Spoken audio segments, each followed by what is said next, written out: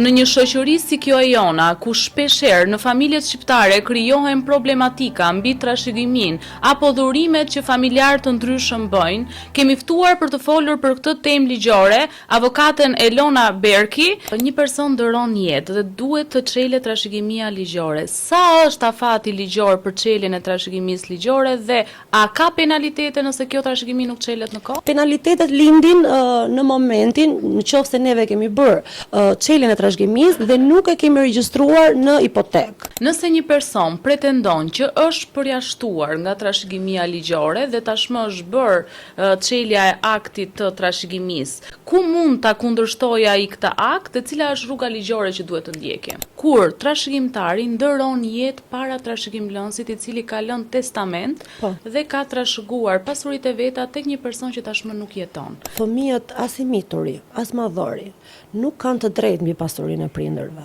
Testamenti dhe limitimi i disponimit në testament dhe ka krijuar gjithë ato problematika të ndryshme dhe ka hapur procese të pafundme gjyqësore apo një kontratë durimi me kusht. Dhe testamentin unë e lë të fundit.